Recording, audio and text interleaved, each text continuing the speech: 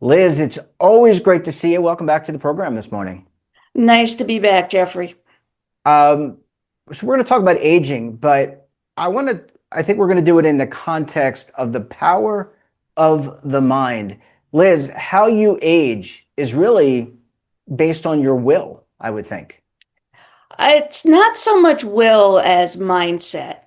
There have been numerous studies, including by Becca Levy at Yale University, that actually show that a positive mindset about aging can add about 7.5 years to your life.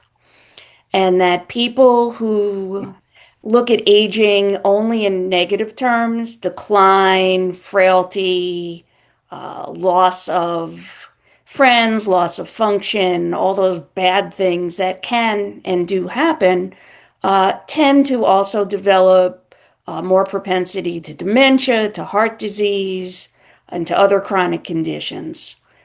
So it really does matter what your mindset is about getting older. And has the mindset changed? There used to be a stigma. I often joke that when I was a kid, someone my age, they looked really old. Now that is a sense of perspective, but as I've gotten older, I and to my age, I've got a different perspective now. I feel like I'm relatively young. So has the stigma evaporated, and do people have a different perspective on age? It's starting to shift, I think, as more boomers get into that 65 plus demographics. As a matter of fact, the oldest boomers are turning 80 this year, which is a little surprising, but yet inevitable, of course. What's happening, though, is that there's this push-pull between younger generations and older generations.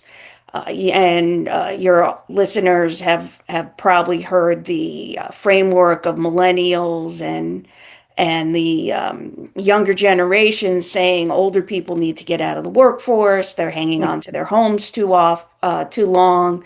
We can't afford to buy a house, and so on and so on.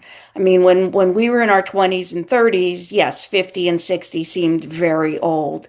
But then again, the life expectancy when we were that younger generation was shorter. Routinely, Americans live well into their late 70s, early 80s, and more of us are living well into our 90s and beyond.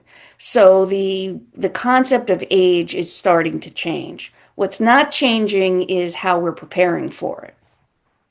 So how are we prepared for it, and how are we preparing for it? Or how are we preparing for it, and are we prepared for it? Let me ask it that way. I think some of it goes back to the mindset. If you believe that your later years, you can call it your third act or your third wave or whatever kitschy name that, people want to give it now.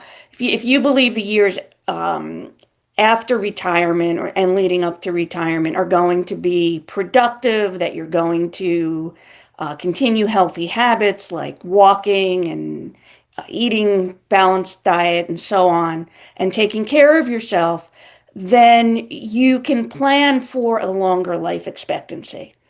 You, most people are worried about outliving their money, and that's a legitimate fear. Because most of us, as you know, do not save enough for retirement, and Social Security and the trust fund have all kinds of issues, which is too wonky to get into in this discussion, but we all know there are problems there. But understanding that aging is a process and it's the start of something different, you can better plan for it. The people that look at aging as, oh, I'm just kind of gonna, sit at home and I'm worried about losing friends. I'm worried about I won't be able to drive as well, or I'm worried that, my diabetes or my heart disease is going to get the best of me. They actually do tend to have shorter life expectancies. And people who kind of adopt that negative mindset, studies have shown that they don't plan as well for their later years, regardless of their longevity. What you've got to plan for is a health span more than a lifespan. And And if go ahead. I'm sorry. If you can adopt that mindset, you'll be better prepared for whatever comes your way. I was going to ask you, I want to go back to a comment you made about the younger generation kind of saying get out of the way, whatever the terminology was, and that's fine. But aren't employers really kind of warming up to the idea of having older members of the workforce as part of their organizations? There's a lot of knowledge that you and I and others in that category have gained that I think would help. If we walk, that institutional knowledge goes away, Liz. So I think are employers warming up? Some of them are. The problem is that employers often don't have very age-friendly policies. So, for example, suppose you're a grandparent that wants to watch your grandkid 2 days a week. Do employers make accommodations for that? Is it an all or nothing? There aren't many places, perhaps, the airlines and some government jobs, perhaps, where you must retire at 65 or 68. So that's the good news. But the complaint also becomes that if older people are staying in the more senior positions longer, that puts a block in younger generations being able to move up in the corporate hierarchy. So there is a dynamic, there is a push-pull there. And employers, I think, are still learning how to navigate this new normal. For example, if you're in your 50s or early 60s, you may be caring for an aging parent and need a flexible work schedule. At the same time, you're caring for a middle schooler or a high schooler at home. We don't have very family-friendly policies in many organizations, and that's really part of the process. Sometimes younger people see an older worker saying, "Oh, I'm going to work from home today because I've got to take my mom to a doctor's appointment," and they're maybe thinking to themselves, "Well, I don't get that accommodation." But they'll be in that position someday. Yeah, I was going to say we're all going to be there. We're all going to, potentially be caring for our loved ones. We're all going to be getting older. So just think it's going to happen too eventually. So, but it seems like employers are they focused on these types of policies? I have to think as we reach peak 65, which is that magical number that we're going to have more people over the age of 65 than younger. They're going to have to adapt their policies. They're going to have to make changes if they want to survive and be profitable and tap into that intellectual knowledge.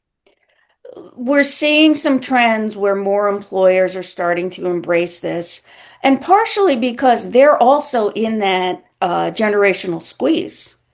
When they started out, suppose they founded a business when they were 30 or 35. Well, now 20 years have gone by and they've got their own aging parents to deal with. So they're starting to kind of get the need for it, but it's not across the board. As there are, it varies by state. So some states have very family-friendly policies. Some companies have very family-friendly policies. A lot of them still, it's a struggle. You might have to use vacation time or personal time. And we have absolutely no law that says paid mandatory leave for caregiving, unlike many of the other, industrialized nations around the world. And that's pretty shameful. Yeah, well, I think there's a lot of work to be done. I know aging is a big topic in the Congress, local government, state government. So, I guess it's iterative and it's an evolution. Liz, I was hoping we've got about a minute and a half left, 2 minutes left. Let's talk about something that you mentioned, health span. Mhm. Different than lifespan. What is that? And how do we manage to that as opposed to saying, I'm going to live to 90? Because I may live to 90. I'm hoping to live longer, by the way. But I may live to 90, but it may not be a good period of time in my life. And that's really the distinction now. Particularly people that work in the aging field are looking at maximizing your quality of life. And what that means is minimizing the effects of a chronic disease, keeping you mobile, keeping your mind sharp, Because as you say, most people would not want to live till 95 or 100 if it meant they were in a nursing home, if they had dementia, or if they had other kinds of chronic disease. So the sooner people can start managing their health and doing whatever it takes to keep themselves healthier, the better quality of life they're going to have in their later years. And it certainly sounds like having the right mindset is a good start to that. Liz, we're going to have to leave it there. Great analysis, great piece. Great to talk to you. And look, we're going to bring you back next month and we'll continue the conversation. We look forward to having you back very soon. Thanks so much. Look forward to it. Well, thanks for watching. And don't forget, we're back again tomorrow morning with another great expert and another great topic. You can tune in right here Monday through Sunday at 7:30 a.m. Eastern Time. And don't forget to subscribe to our daily newsletter, The Morning Pulse, for all the news in one place, delivered directly to your email box. Check it out at our website.